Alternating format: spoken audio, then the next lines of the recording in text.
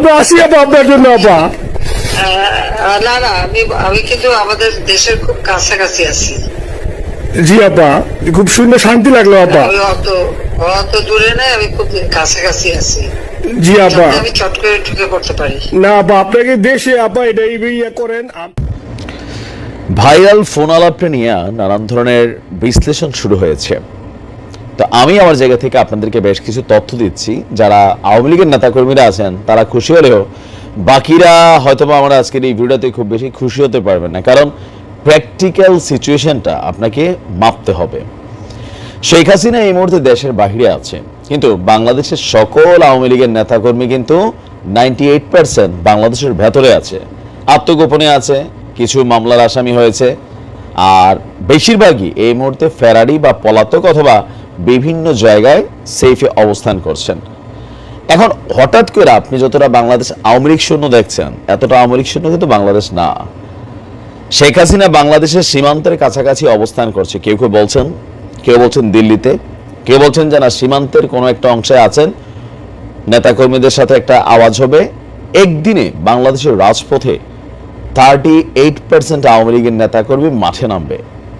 জরিপ অনুযায়ী বাংলাদেশে শতকরা 40% মানুষ আওয়ামী লীগের সমর্থক। এখন এই 40%-এর মধ্যে 30% মানুষও যদি রাজপথে নামে আর শেখ হাসিনা যদি বাংলাদেশে ঢুকে, অবশ্যই ভারত সরকারের একটা পরিকল্পনা থাকবে তিনাকে ব্যাকআপ দেওয়া, তিনার সেফ রিটার্নের জন্য তাদের বলেন অথবা সেনাবাহিনী বলেন, প্রকাশ্যে না হোক সিভিলিয়ান ড্রেসে একটা প্রশিক্ষিত বাহিনী থাকবে শেখ হাসিনার আশেপাশে। যে শেখ হাসিনা আসলে আমরা দৌড় দিয়ে গিয়ে 100 জন ধরবেন, এই চিন্তা করা কিন্তু বোকামি।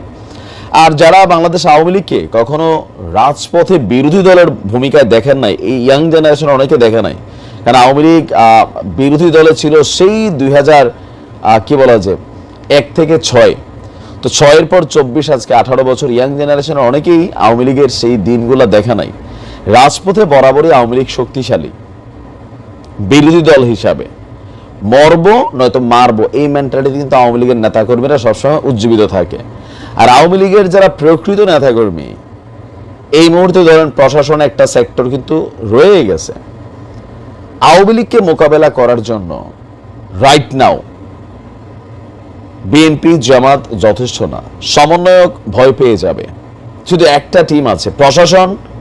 তো প্রশাসনের মধ্যে, পুলিশ প্রশাসনের মধ্যে আওয়ামী লীগের যে কি পরিমাণ মানুষ সেট আপে আছে, এটা আস্তে আস্তে আপনারা দেখছেন যখন বরখাস্ত হচ্ছে, ওএসডি হচ্ছে।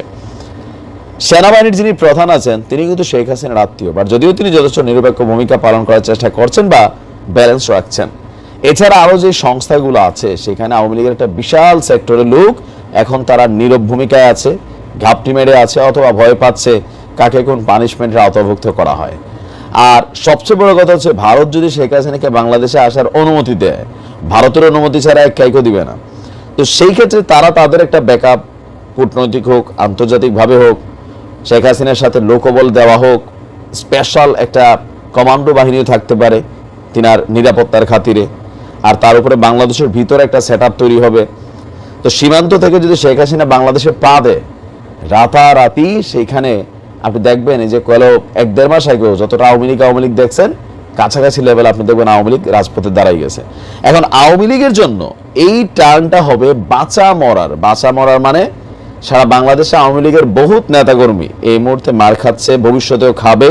বিএনপি আসলে খাওয়ার পরিমাণ আরো বাড়বে, যে হারে গণমাধ্যমে মামলা হয়েছে এই মামলার পরিমাণ বাড়বে। তো আওয়ামী লীগ কিন্তু বোঝে।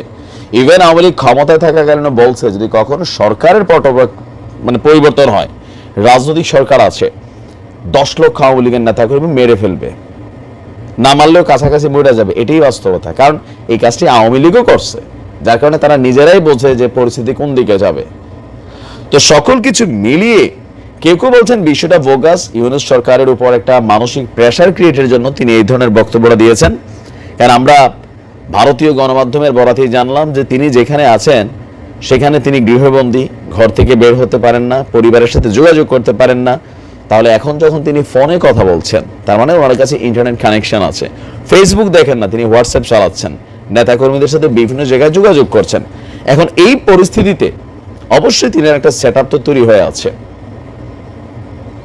তো অনেকে মনে করছেন সীমান্তের কোনো একটা জায়গায় সিকিউর আছেন, যে কোনো সময় পরিস্থিতি বুঝে তিনাকে বাংলাদেশে ঢোকার প্রেক্ষাপট তৈরি করে দিবে ভারত, আর ভেতরে থাকা বাংলাদেশের যে আওয়ামী লীগের নেতাকর্মীরা আছে ওনার ভ্যানগার্ড।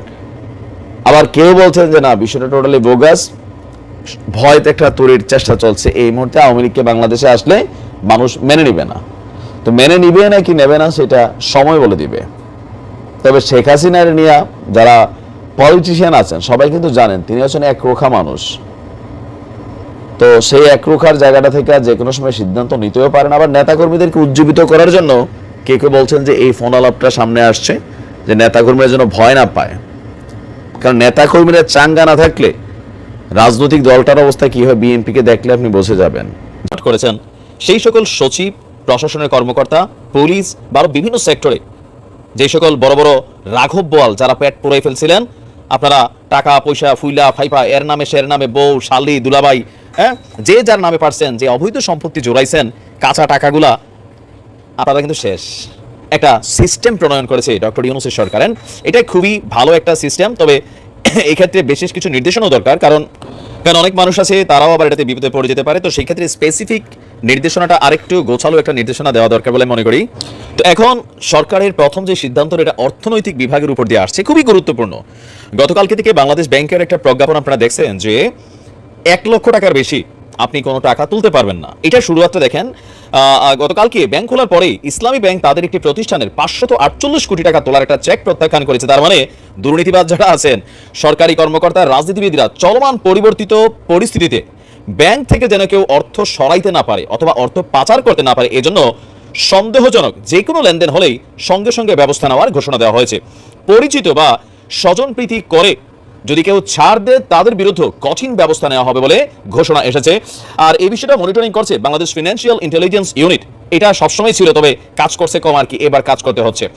গতকালকে দেশের সব রাষ্ট্রায়ত্ত ও বেসরকারি ব্যাংকগুলোর চিফ অ্যান্টি মানি লন্ডারিং অফিসারদের সাথে বৈঠক করেছে এই সংস্থাটি। আর এরপর এই মেসেজটা দেওয়া হয়েছে সারা বাংলাদেশের সকল ব্যাংকে।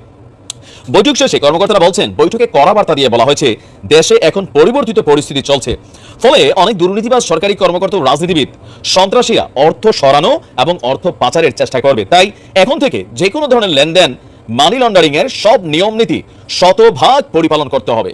যদি কোনো ব্যক্তির কোনো লেনদেন সন্দেহজনক বলে মনে হয় তাহলে জানাতে হবে। কোনো প্রকার পরিচিতি বা স্বজনপ্রীতি করে ছাড় দিলে সেই কর্মকর্তার বিরুদ্ধেই ব্যবস্থা নেওয়া হবে।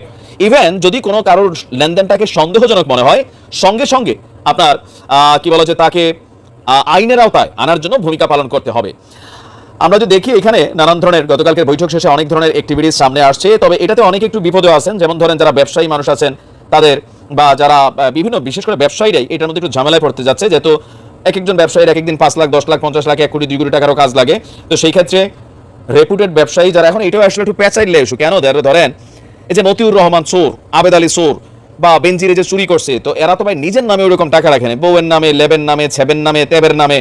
ব্যাংক আসলে মানে কয়জনের সন্দেহ করবে, বা তাদের ডাটাগুলো তো ওইভাবে কানেক্টেড না, সেটাকে ফাইন্ড আউট করাটা কিছুটা কষ্ট।